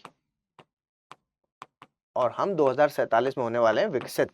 2047 में जब हम विकसित होने वाले हैं, अभी की अगर आप बात करेंगे तो अभी हमारा डेमोग्राफिक डिविडेंड सबसे हाई चल रहा है। इसके बाद एक समय ऐसा आएगा जब हमारी जनसंख्या हो जाएगी वृद्ध। जब वृद्ध जनसंख्या होगी तो सबसे इंपॉर्टेंट चीज होती है किसी भी देश में वृद्ध जनसंख्या के लिए कि उसका मेडिकल इंश्योरेंस बहुत जरूरी है। मेडिकल इंश्योरेंस पे अगर सरकार ने अभी से ठीक से काम नहीं किया तो आने वाले समय में सिस्टम है जो वो ब्रेक कर जाएगा। तो यहाँ पर एक बहुत बड़ी इंफॉर्मेशन है आपके लिए कि 90 करोड़ लोग अभी भी प्राइवेट में जाने के लिए मजबूर हैं कि भैया इनको तो प्राइवेट में जाना ही जाना है, इनको सबको क्यों नहीं शामिल करते। अब कहेंगे आप कि सर शामिल कैसे कर लेंगे, सरकार के पास भी तो अपनी एक लचीलापन है कि भाई इससे ज्यादा हम लोगों को नहीं इंक्लूड कर सकते, उससे ज्यादा पैसा ही नहीं है, दे ही नहीं पाएंगे, ठीक है। तो ये आर्टिकल है जो ये वही वाली बात कर रहा है कि आपने क्या किया है कि आपने जो आयुष्मान भारत का कार्ड बनवाया है, मैं कहूं कि प्रधानमंत्री जन आरोग्य योजना में आपने जो ये कहा 5 लाख पर पर्सन, सॉरी पर फैमिली पर ईयर, ठीक है, पर ईयर पर फैमिली, ठीक है, आपने यही तो कहा है। तो ये आपने ये थोड़ी ना कहा है कि हम सिर्फ सरकारी में ही करेंगे। इंसान के पास 2 ऑप्शन है, एक है सरकारी अस्पताल में चला जाए तो फ्री में करा लेगा, और दूसरा ऑप्शन है कि किसी प्राइवेट में चला जाए। अब बताइए कि मेरे पास अगर 2 ऑप्शन होंगे आज के समय में कि मुझे सरकारी अस्पताल जाना पड़ेगा और प्राइवेट में जाना पड़ेगा, तो मैं कहाँ जाऊँगा, मैं तो प्राइवेट में जाऊँगा। क्यों जाऊँगा, क्योंकि प्राइवेट में फैसिलिटी ज़्यादा मिल जाएगी, है ना, अच्छा माहौल मिलेगा, साफ़ सुथरा खाना मिलेगा, सारी चीज़ें मेंटेन्ड मिलेंगी, और इलाज मेरा फ्री में ही हो रहा है। क्यों, क्योंकि मेरे पास है प्रधानमंत्री जन आरोग्य योजना वाला कार्ड जो मेरे 5 लाख का कवर करता है। और जब मेरा 5 लाख का कवर हो रहा है और मुझे तो मात्र मान लीजिए कि डेंगू हुआ है, ठीक है, साल का भी अंत चल रहा है, ऐसा भी नहीं है कि कोई गंभीर बीमारी हो तो जिसमें 5 लाख बचा के रखने हो, तो मुझे पता है कि आराम से कवर हो जाएगा, तो मैं तो प्राइवेट में जाऊँगा ना, मैं क्यों जाऊँगा सरकारी में जहाँ पर मुझे पता है कि वहाँ पर देखभाल भी ठीक से नहीं हो रही, ठीक है। तो ये एक बड़ा बेसिक डिफरेंस है कि मैं जब प्राइवेट की ओर जा रहा हूँ तो यानी कि सरकार ये बात नहीं जानती, सरकार भी ये बात जानती है, और सरकार जब ये बात जानती है तो सरकार को ज़्यादा फोकस करना चाहिए इसके दूसरे घटक की ओर, जो मैंने आपको अभी बताया, जो मैंने आपको ये वाला घटक बताया, ये वाला, ठीक है। सरकार ने पूरा फोकस किया इधर, और सरकार को करना चाहिए इधर। क्यों करना चाहिए, अगर आपने PHCs डेवलप कर दिए, अगर आपने पीएचसी डेवलप कर दिए अच्छे से, आपने सीएचसी डेवलप कर दिए, कम्युनिटी हेल्थ सेंटर ठीक से डेवलप कर दिया, जिला अस्पताल बढ़िया बना दिया आपने, वो सारी सुविधाएं जो प्राइवेट में मिलती हैं वो सारी अगर सरकारी में मिलने लगी, तब ही वो केस हो सकता है कि जब आप यहाँ पर सबको हर व्यक्ति को टैकल कर पाओगे और ज़्यादा से ज़्यादा लोगों को इसमें जोड़ पाओगे इस योजना में। अभी फिलहाल आपने इनडायरेक्टली क्या किया है, प्राइवेट सेक्टर से सर्विस को आउटसोर्स किया है। समझ पा रहे हैं इस बात को कि मैं अपनी सर्विस चाहता तो हूं कि सरकारी में वाले, मतलब अगर मैंने मान लीजिए यहाँ पर सरकारी अस्पताल अच्छा बना रखा होता, ठीक है, अस्पताल, तो यहाँ पर ही क्या होता कि फ्री में इलाज हो जाता, ठीक है, फ्री में इलाज हो जाता, जाना ही नहीं पड़ता कहीं पर। लेकिन हम क्या कर रहे हैं, हम पैसा तो दे रहे हैं, हमारी जेब से तो पूरा पूरा पैसा जा रहा है, मतलब सरकार, मैं बोल रहा हूँ हम का मतलब है सरकार है, ठीक है। सरकार क्या कर रही है कि सरकार पैसा तो पूरा दे रही है, लेकिन किसको दे रही है, वो प्राइवेट सेक्टर को दे रही है। तो उनसे तो क्या आप सिर्फ सेवा ले रहे हो, ठीक है, सेवा को आउटसोर्स करा रहे हो। ये बात समझ पा रहे हैं आप, ठीक है। अपने आप में बहुत बड़ा पॉइंट हो जाता है कि हम प्राइवेट से सेवा को आउटसोर्स करा रहे हैं और पैसा उनको दे रहे हैं। वही पैसा अगर उनको ना दे करके अपने ये वाला सेक्टर को अगर हम अस्पतालों को अच्छा कर लें, तो उस केस में हमारा बहुत सारा पैसा बच जाएगा, ठीक है। तो ये वाला जो पॉलिसी पैरालिसिस वाली बात है, जो वो ये इस आर्टिकल में जो मेन मुद्दा उठाया गया वो यही उठाया गया है कि भाई जन आरोग्य योजना की तरफ हम जो पैसा दे रहे हैं वो सारा का सारा हम 5 लाख दे रहे हैं। वैसे ऐसा नहीं है कि 5 लाख में सब कुछ हो जाएगा, उसके बाद भी इतना पैसा खर्च हो रहा है, उसके बाद भी 90 करोड़ लोग अभी बचे हुए हैं। वो लोग कैसे शामिल होंगे? हेल्थ इंश्योरेंस तो विदेशों में सबका फ्री में होता है, यहाँ पर क्यों नहीं है भारत में? तो इसकी ओर आपको ध्यान देना होगा और उसका तरीका यही है कि आपने जो घटक इस्तेमाल किया है वो ये वाला किया है, ना कि ये वाला। यहाँ पर जो दूसरा घटक इसको है, इसको आपको और ज्यादा बेहतर बनाना होगा, ठीक है बच्चों। तो ये चीज यहाँ पर कही जा रही है। आगे बढ़ते हैं और एमएसएमई सेक्टर के लिए थोड़ा सा देखते हैं। देखिए यहाँ पर कह रहे हैं कि एमएसएमई सेक्टर है जो ये फेस करने वाला है अब काफ़ी बड़ा चैलेंज है जो ये फेस करेगा। कौन सा? MSME sector. तो जो एमएसएमई सेक्टर है वो क्यों इंपॉर्टेंट है पहले तो आपको ये पता होना चाहिए, ठीक है। तो एमएसएमई सेक्टर की अगर हम बात करते हैं तो कुछ फैक्ट मैं आपको बताऊंगा, वो याद कर लेना। देखो एमएसएमई बहुत ज़्यादा इंपॉर्टेंट है, micro small medium enterprise. Micro small medium enterprise की अगर मैं बात करता हूं तो देखो पहली ही लाइन में लिखा है as much as 90% of the India's 1.5 lakh machinery producers are small players. जितनी अगर आप देखेंगे एमएसएमई सेक्टर का तो इसका योगदान भारत की जीडीपी वगैरह में सब में बहुत ज्यादा है, ठीक है। मैं आपको एक डेटा लिख के देता हूं, इस डेटा को रट लीजिएगा और जब भी एमएसएमई की शुरुआत करें तो इसी डेटा से शुरू कर दीजिएगा। क्या? ये जो एमएसएमई सेक्टर है, ये एमएसएमई सेक्टर 30% जीडीपी, हमारे भारत की 30% जीडीपी में योगदान देता है। हमारे भारत के 50% निर्यात में योगदान देता है। हमारे भारत के 12 से 13 करोड़ लोगों को जॉब देता है, नौकरी देता है। यही है वो एमएसएमई सेक्टर। अब ये ऐसा सेक्टर है जिसका अपने आप में बहुत बड़ा योगदान हो गया, तो इस योगदान को रट्टा मार लो, योगदान, ठीक है। इसको आपको याद कर लेना है और इस योगदान को आपको हर जगह हर आंसर में शुरुआत यहीं से करनी है, नहीं तो लास्ट में कंक्लूड करने पे आप इसी में कर लेना कि भाई जब इतना इंपॉर्टेंट सेक्टर है तो इसको बढ़ावा दीजिए ना। कैपिटल इंटेंसिव सेक्टर पे पैसा लगाने की जगह ऐसी जगह पे लगाइए ना जहां पर ज्यादा लोग काम करते हैं। जॉब इंसेंटिव सेक्टर हो जो, ठीक है, सॉरी जॉब इंटेंसिव सेक्टर हो जो, समझ पा रहे हैं ना, मतलब लेबर इंटेंसिव बोल लीजिए, जहां पर श्रमिकों को ज्यादा फोकस किया जा रहा है। तो यहाँ लोग ज्यादा हैं, 12-13 करोड़ लोगों को सालाना ये नौकरी दे रहा है, ठीक है। तो अपने आप में ये बड़ा है ऐसा। और सबसे बड़ी बात क्या है कि ये बड़ा इनफॉर्मल तरीके से चलता है। ऐसा नहीं है कि हम हर तरह का है, मतलब छोटे भी हैं यहाँ पर, मीडियम भी हैं, बड़े भी हैं, माइक्रो लेवल के भी हैं, सब हैं इसमें, ठीक है। अब इसमें जो झटके की बात हो रही है कि भाई कई झटके झेल चुका है और अब एक और नया झटका से इसको जूझना पड़ सकता है। तो पहले झटके की अगर हम बात करें तो कब हुआ? आप कहेंगे सर कि जब नोटबंदी हो गई थी। नोटबंदी, अब भारत में जो छोटे प्लेयर्स हैं, जो नोटबंदी हुई, उस नोटबंदी में लगभग टूट से गए, है ना। बहुत सारे लोग हैं जो, क्योंकि ये वो सेक्टर है जहां सब कुछ कैश में होता था। अब काम करे कोई आदमी अपने नोट बदलवाएगा फिर, ठीक है, तो नोट ही बदलवाए फिर बाद में। तो ये सेक्टर को सबसे बड़ा नुकसान हुआ क्योंकि ये छोटा सेक्टर है, कैश में चलता है, ठीक। दूसरा झटका इनको कब लगा? दूसरा झटका इनको लगा जब जीएसटी लागू हुआ, ठीक है। जीएसटी अपने आप में खराब नहीं है, लेकिन जिस तरह से वो लागू हुआ वो एक बड़ी प्रॉब्लम थी। तीसरा झटका इनको कब लगा? तीसरा झटका इनको लगा जब कोविड आएगा, कोविड-19 आया तो ये नहीं कर सकते थे अपने आप को ऑनलाइन शिफ्ट, ये नहीं कर सकता था अपने आप को ऑनलाइन शिफ्ट, तो इसलिए ये सेक्टर है जो ये नुकसान में चला गया।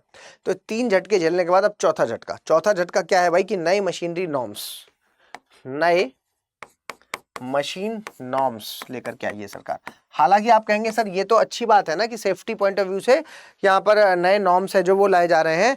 जी हाँ, बिल्कुल सही बात है कि ये सेफ्टी नॉर्म्स लाना ज़रूरी है, लेकिन ये आप ध्यान में रखें कि ये जो सेक्टर है ये एकदम से सारी चीज़ों को बदलना, इनके लिए सारी नई मशीनें, नए जो सेफ्टी उपकरण है उसके हिसाब से काम करना, यहाँ पर जो मतलब ऐसे चीज़ें लाना सारी कुछ कि ब्यूरो ऑफ इंडियन स्टैंडर्ड में जो मेंशन्ड हो वही वाली मशीनें यूज़ करना, तो एक तरह से आप कहेंगे सर ये तो पॉजिटिव है। जो वैसे पॉजिटिव तो ये सारे ही है ना, कोविड-19 को अगर हम छोड़ दें तो नेगेटिव कौन सा है इनमें से? नेगेटिव तो कोई सा भी नहीं है, तो है तो सारे ही पॉजिटिव, लेकिन उन सारे पॉजिटिव में झेलना किसको पड़ता है?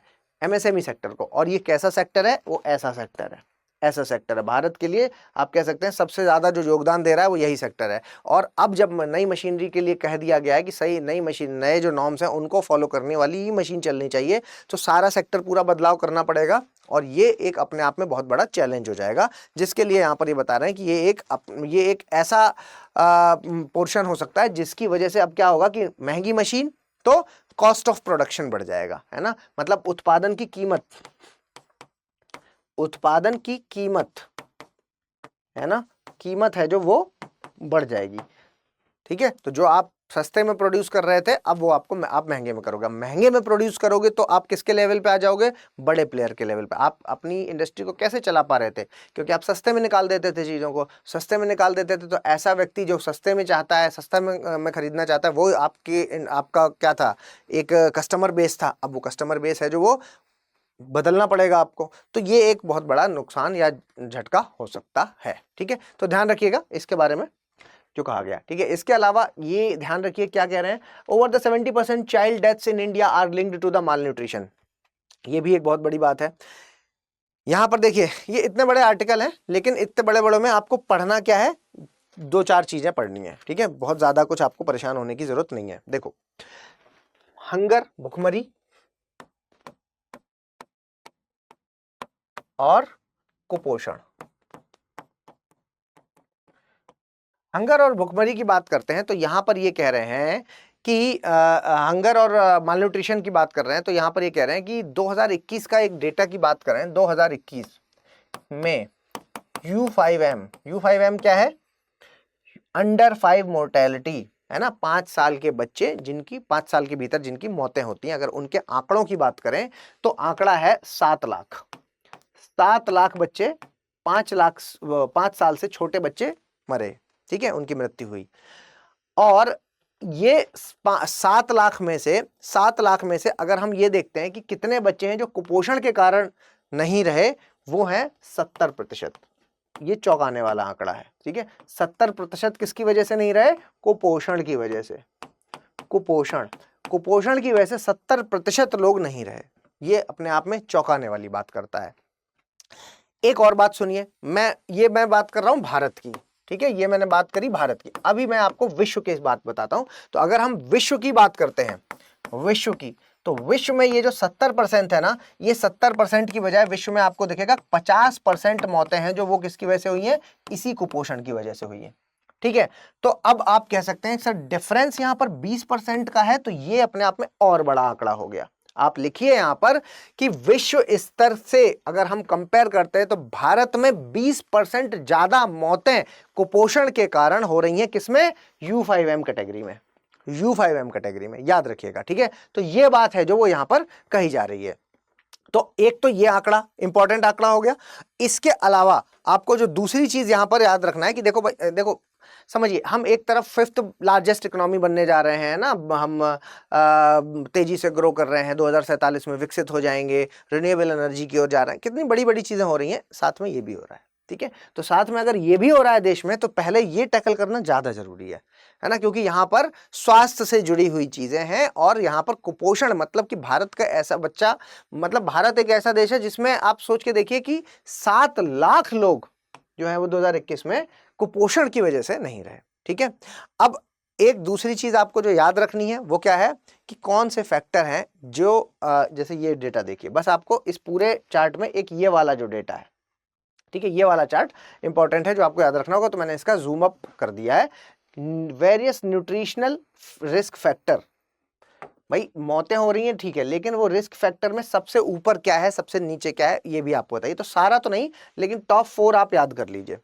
तो सबसे ज्यादा जो योगदान है इन मौतों में, वो सबसे ज्यादा योगदान दे रहे हैं लो बर्थ वेट। जो बच्चा जन्म लिया वो उसका वजन बहुत कम था। अल्टीमेटली किस चीज से, बस इसी पे रुक जाइए अभी आप, ठीक है। अल्टीमेटली जो बच्चे ने जन्म लिया वो लो बर्थ वेट था, उसका वजन बहुत कम था, यानी कि मदर को, मां को ठीक से पोषण युक्त खाना नहीं मिल पाया, ठीक है। तो मतलब मदर की पोषण का ध्यान रखना इंपॉर्टेंट है यहाँ पर, ठीक है। मदर के पोषण का ध्यान रखना इंपॉर्टेंट है। मदर को ठीक से खाना नहीं मिल पाया, इस वजह से ही बच्चा कुपोषित पैदा हुआ, ठीक है। इस वजह से ही वो, और फिर उसके बाद भी उसका न्यूट्रिशन, बच्चे की डिलीवरी होने के बाद भी उसका सही से न्यूट्रिशन नहीं मिल पाया उसको। क्यों नहीं मिल पाया? क्योंकि 6 महीने तक वो क्या करेगा, मदर फीड पर रहेगा। 6 महीने तक तो बस माँ का दूध पिएगा, और इस 6 महीने में वो अगर मदर फीड पर है तो माँ को स्वस्थ होना जरूरी है, माँ का स्वस्थ होना जरूरी है। और माँ को सही से अगर पोषण नहीं मिलेगा तो 5 साल के भीतर इस तरह की घटनाएं हैं जो वो सामने आ सकती है, ठीक है। तो ये बात आप ध्यान रखिएगा, और इसका पूरा लिंक आप समझ पा रहे हैं, सेम ही है। दूसरे नंबर पे यहाँ पर अंडरवेट जो बच्चा है, जो ठीक है 6 महीने तो उसने मैनेज कर लिया, लेकिन उसके बाद वो क्या है कि अंडरवेट की कैटेगरी में रहा, है ना। जितना उसका वजन होना चाहिए उसका वजन उतना नहीं हो पाया, ठीक है। तो ये दूसरा योगदान है। तीसरा नंबर का योगदान है वेस्टिंग का योगदान। वेस्टिंग शब्द का मतलब क्या होता है? वेस्टिंग का मतलब होता है आपकी जो हाइट है और आपका जो वजन है, इन दोनों में असमानता है। मतलब हाइट के हिसाब से जितना वजन होना चाहिए उतना नहीं है, ठीक है। तो यहाँ चाहे तो लिख भी लें, वेस्टिंग में हाइट और वजन, वेट, ठीक है। हाइट और वजन मतलब कद और जो वजन है, ठीक है, कद और जो वजन है, ठीक है, इनमें एक संतुलन होना चाहिए कि भाई जितनी हाइट है उसके हिसाब से इतना वजन भी होना चाहिए। तो उतना वजन नहीं था, कम था, कमजोर था बच्चा, ठीक है। दूसरा एक स्टंटिंग, ये याद रखिएगा। स्टंटिंग का मतलब किससे है? एज के साथ आपकी जो हाइट है, ठीक है, एज और हाइट। तो एज और हाइट का मतलब क्या हुआ कि उम्र तो बढ़े जा रही है, उम्र तो बढ़े जा रही है, लेकिन हाइट अभी छोटी रह गई, ठीक है। हाइट है जो वो छोटी रहेगी, मतलब कद है जो छोटा रह गया। तो ये है जो, अगर इस तरह की 4 चीजें दिख रही हैं तो आपको सचेत हो जाने की जरूरत है। तो अगर मेजर रिस्क की बात करें तो ये 4 आप याद रखिए, ठीक है, 4 आप याद रखिए। टॉप 4 प्री में डायरेक्ट पूछ सकता है, मेंस में आप डायरेक्टली लिख सकते हैं, ठीक है। तो ये बहुत बड़ी बात है, और लो बर्थ वेट पे सीधे आप मदर की जो पोषण है उसके साथ लिंक कर सकते हैं, ठीक है, मदर के पोषण के साथ लिंक कर सकते हैं, ठीक है। चलिए, तो ये चीज है। इसके अलावा देखो, ये तो नहीं, लेकिन हाँ ये वाला भी आप देखिए। एक चीज और देखी गई इस डायग्राम में, एक्स एक्सिस और वाई एक्सिस पर इधर क्या लगाया गया, इधर जो है होने वाली मौतें, ठीक है, कुपोषण से होने वाली मौतें इधर लिखी गई, और इधर है जो वो देश लिखे गए। कौन से देश लिखे गए? मतलब यहाँ पर क्या है कि इस तरफ जो है वो बनाया गया जीडीपी पर कैपिटा, मतलब जिस देश का जितना जीडीपी है उसके आधार पर यहाँ पर देश ले लीजिए, ठीक है, जीडीपी, ठीक है। मैं आपको इधर बता देता हूं, आप ऐसे समझ लो, ठीक है, कि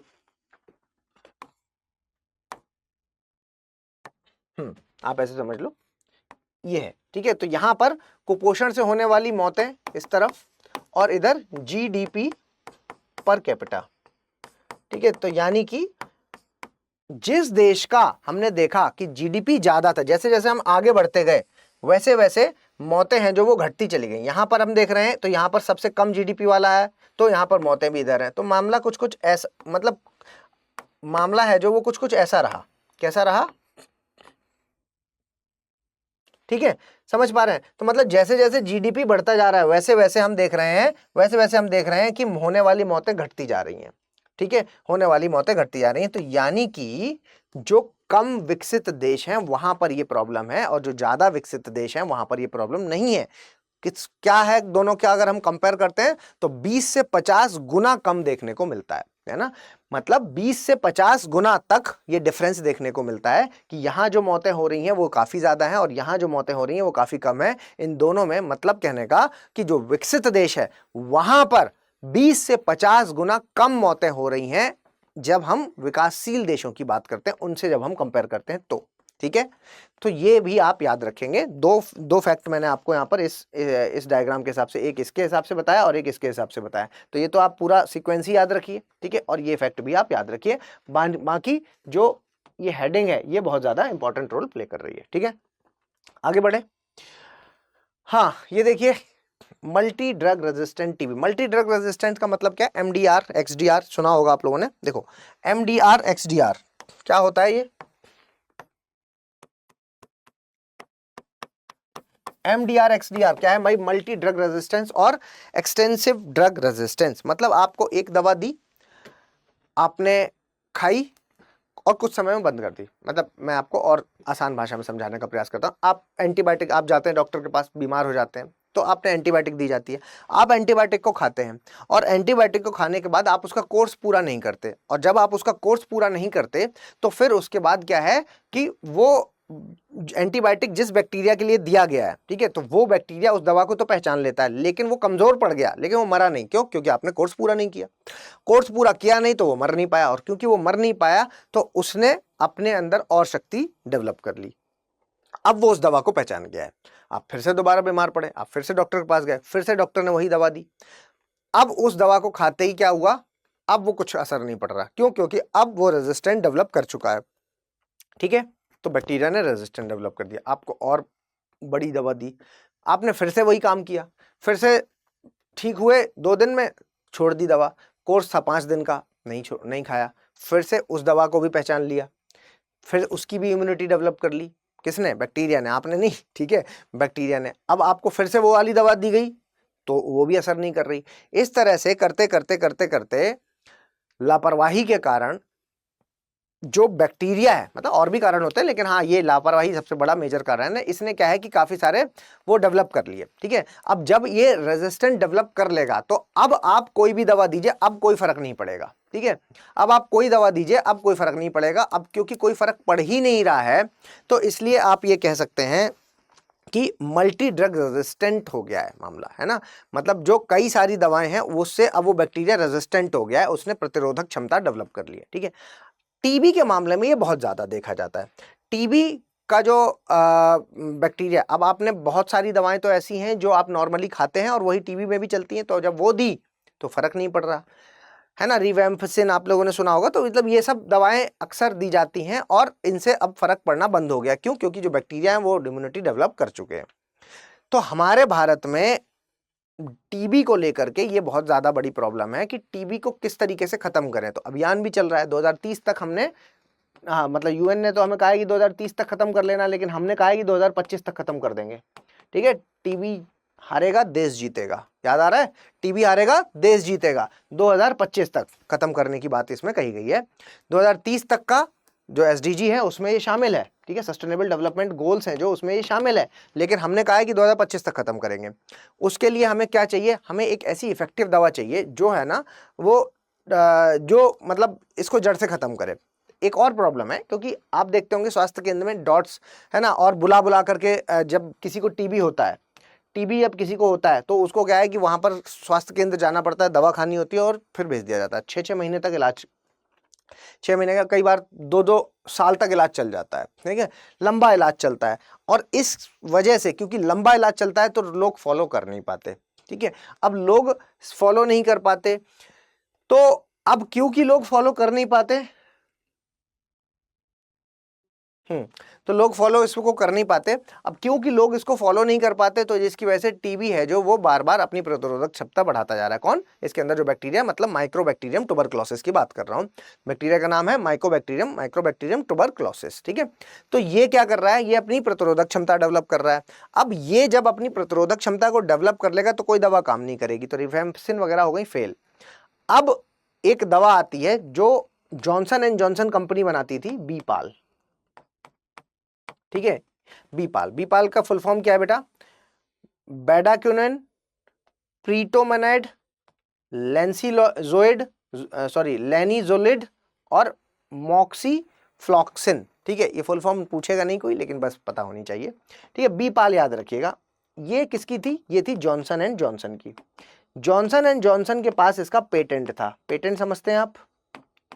ये मैंने पहले हालांकि कवर किया है। जब ये मामला आया था तब मैंने कवर किया था वीकली करंट कंपाइलेशन में। पीछे के वीकली करंट कंपाइलेशन आप लोगों को 1 जून से देखने हैं सारे। 1 जून से मैंने इसको स्टार्ट किया है और ये इसलिए ही स्टार्ट किया है ताकि आपने अगर पीछे की क्लासेस नहीं भी पढ़ा, आपने लेट शुरू की है पढ़ाई, तो आपको एक जगह पे पूरा कंपाइल्ड मिल जाएगा, ठीक है। तो जून के महीने से आप इसको देख लीजिएगा, ठीक है। तो जब ये पहली बार न्यूज़ आई थी तब भी मैंने इसको कवर किया था। तब मैंने बताया था कि जॉनसन एंड जॉनसन के पास इसका पेटेंट है और पेटेंट जो था वो जब हर 20-20 साल में इनको रिन्यू कराना पड़ता है। तो रिन्यू कराने के लिए जब इस बार आया मामला तो भारत ने इसको मना कर दिया। क्यों? क्योंकि हर बार भाई मैंने कोई दवा बनाई तो मैं क्यों इतनी मेहनत करूंगा रिसर्च डेवलपमेंट में? क्यों? क्योंकि मैं उसमें फायदा कमाना चाहता हूँ, पैसा कमाना चाहता हूँ, ठीक है। तो वैसे ही जॉनसन एंड जॉनसन ने कोई दवा बनाई, अब ये चाहता है कि पेटेंट हमेशा मेरे पास रहे। तो जनरली करते क्या है लोग कि थोड़ा सा कुछ चेंज करते हैं सॉल्ट में और उसको दोबारा से ले लेते हैं पेटेंट को। तो भारत का एक पेटेंट एक्ट है जिसमें कि एक सेक्शन 3D है, उसमें उन्होंने साफ साफ कह रखा है कि ये जो थोड़ा बहुत चेंज करके लेते हैं उसमें हम नहीं देंगे, हम तभी देंगे जब अपने आप में कोई नया आविष्कार होगा। तो यहाँ पर नया आविष्कार नहीं था, इसकी वजह से इसका पेटेंट कैंसिल कर दिया। और जब ऐसे ही इसका पेटेंट कैंसिल किया तो इसका मतलब है कि भारत के पास क्या मिल गया? भारत के पास अब वो आ गया, राइट आ गया, अधिकार हो गया कि अब हम इस दवा, क्योंकि ये एक ऐसी दवा है जिसके पास ये पावर थी कि ये जल्दी टीबी का इलाज कर सकता है। तो आप ये देख पा रहे हैं, it brings down the treatment time to around 6 months from earlier duration of 18 से 24 महीने। पहले जहां 18 से 24 महीने लग रहे थे, अब वो चीज 6 महीने में कंप्लीट हो जाएगी, ठीक है। तो ये चीज यहां पर कही जा रही है, ठीक है। और क्योंकि इंडिया में अगर आप बात करेंगे, ये 75,000 ड्रग रेजिस्टेंट टीबी पेशेंट मौजूद हैं। 75,000 ड्रग रेजिस्टेंट, मतलब ये एमडीआर टीबी वाले जो लोग हैं कि जिनको कोई दवा असर नहीं कर रही, वो कितने लोग हैं? 75,000। तो इसलिए इसको कहा जा रहा है कि ये वाली अगर दवा मिल गई तो काम बन जाएगा। तो अब ये दवा बनाएगा, भारत ने बनाना शुरू कर, मतलब स्टार्ट हो गया, ये रिजीम स्टार्ट हो गया है, मिलना शुरू हो गई लोगों को, ठीक है।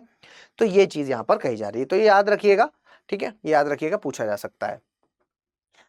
हाँ, India UAE ink pact for the civil nuclear corporation, याद रखिएगा इसमें क्या है, ये देखिए सिविल न्यूक्लियर कॉर्पोरेशन की अगर हम बात करें तो भारत ने पहली बार किसी के साथ नाभिकीय ऊर्जा को लेकर के किसी देश के साथ कोई सहयोग या कॉर्पोरेशन है जो वो साइन किया है, सिविल न्यूक्लियर कॉर्पोरेशन साइन किया है।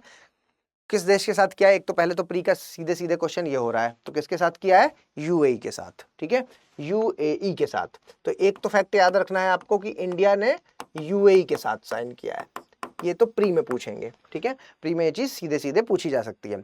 सिविल न्यूक्लियर एग्रीमेंट होता क्या है ये आपको पता होना चाहिए। सिविल न्यूक्लियर एग्रीमेंट है जो सिविल न्यूक्लियर एग्रीमेंट, ठीक है, ये होता क्या है? सिविल न्यूक्लियर एग्रीमेंट का मतलब ही यहां पर है कि न्यूक्लियर का शांतिपूर्ण उपयोग, ठीक है, नाभिकीय ऊर्जा का, नाभिकीय ऊर्जा का शांतिपूर्ण उपयोग, ठीक है। शांतिपूर्ण उपयोग मतलब मान लीजिए यातायात के लिए, ऊर्जा को विकसित करने के लिए, है ना, कृषि के क्षेत्र में, तो इन सब जगहों पर जब इसका यूज कर रहे हैं नाभिकीय ऊर्जा का, भाई नाभिकीय ऊर्जा तो बहुत इंपॉर्टेंट है ना, लेकिन अभी भारत मात्र 3% के आसपास इसको यूज कर पा रहा है। बट क्षमता इसके पास कितनी है? क्षमता इसके पास बाकी ऊर्जा से बहुत ज्यादा डबल है, बहुत ज्यादा करने की है, लेकिन अभी मात्र हम 3% ही यूज कर रहे हैं। क्यों? क्योंकि इसके चुनौतियां बहुत ज्यादा है, महंगा है, बहुत कॉस्ट इफेक्टिव हो जाता है, प्लस सुरक्षा को लेकर के बहुत बड़ी चुनौतियां हैं। तो ये सारी चीजें हैं, तो इसकी वजह से हम लोग इनको बहुत ज्यादा डेवलप नहीं कर पा रहे हैं। लेकिन फिर भी अभी भारत ने इनके साथ किया। अब देखो इनके लिए तो इन्वेस्टमेंट है ये, क्योंकि अब पासा पलट रहा है ना, सब सौर ऊर्जा की ओर मुड़ रहे हैं, नाभिकीय ऊर्जा की ओर, नवीकरणीय ऊर्जा की ओर जा रहे हैं। नवीकरणीय ऊर्जा मतलब रिन्यूएबल एनर्जी की ओर जब आप जा रहे हो तो उसमें आप एक न्यूक्लियर भी आ जाएगा। तो इन्होंने वही डील साइन की है कि अगर मान लो पेट्रोल वेट्रोल लोग खरीदना बंद कर दें तो उसमें हमारे पास जो चीज़ें हैं जो वो रहनी चाहिए। तो भारत ने यूएई के साथ डील साइन कर ली है, ठीक है। याद रखना कि भारत की तरफ से कौन है और यूएई की तरफ से कौन है। तो भारत की तरफ से एनपीसीआईएल है, एनपीसीआईएल है भारत की तरफ से, और इनकी तरफ से बराका, एनपीसीआईएल, और इनकी तरफ से बराकाह न्यूक्लियर पावर प्लांट, ठीक है। इन दोनों ने डील साइन आपस में की है, ठीक है। और आप क्या याद रखेंगे कि यूएई और इंडिया की बात करें तो ये I2U2 का I2U2 समूह में शामिल है, ठीक है। I2U2 का मतलब क्या हो गया? I2 में एक हो गया इंडिया एक हो गया इजराइल, एक हो गया यूएसए और एक हो गया यूएई। ठीक है, यूनाइटेड अरब अमीरात। ठीक है, यूनाइटेड अरब अमीरात। तो इतने 4 हैं और ये इसमें ध्यान रखिएगा ये है। ठीक है, और ये कब बना था? 2021 में बना था। ठीक है, मेनली इनका काम क्या है? इनका काम है कि वाटर हो गया, एनर्जी हो गया, ट्रांसपोर्टेशन हो गया, स्पेस हो गया, हेल्थ हो गया, इन सब जगहों पर, फूड सिक्योरिटी हो गया, इन सब जगहों पर नई पहल करते रहना। ठीक है, नई नई पहलें करना। ठीक है, तो ये चीज़ आप याद रखिएगा, ये इंपॉर्टेंट हो जाता है। ठीक है, तो इतनी चीज़ें थी जो मुझे आपके साथ डिस्कस करनी थी। ये पीडीएफ अगर आपको चाहिए हो तो मैं अपने टेलीग्राम पर शेयर कर दूंगा, तो वहां से आप डाउनलोड कर लीजिएगा। टेलीग्राम क्या है? ओम द्विवेदी स्टडी IQ मेरा चैनल है। ओम द्विवेदी मेंटोरशिप ग्रुप, ये सिर्फ और सिर्फ आपके जो एकेडमिक डाउट्स हैं उस पर ही बात करने वाला चैनल है, ग्रुप है। और ये मेरा पर्सनल है, ओम द्विवेदी 007। ठीक है, इस पर आप मैसेज करके कोई भी डाउट हो वो क्लियर कर सकते हैं। जल्दी मिलेंगे किसी और लेक्चर में, तब तक के लिए धन्यवाद। हिंदी में यूपीएससी की तैयारी से संबंधित प्रोग्राम्स को देखने के लिए सब्सक्राइब करें स्टडी IQ IAS हिंदी।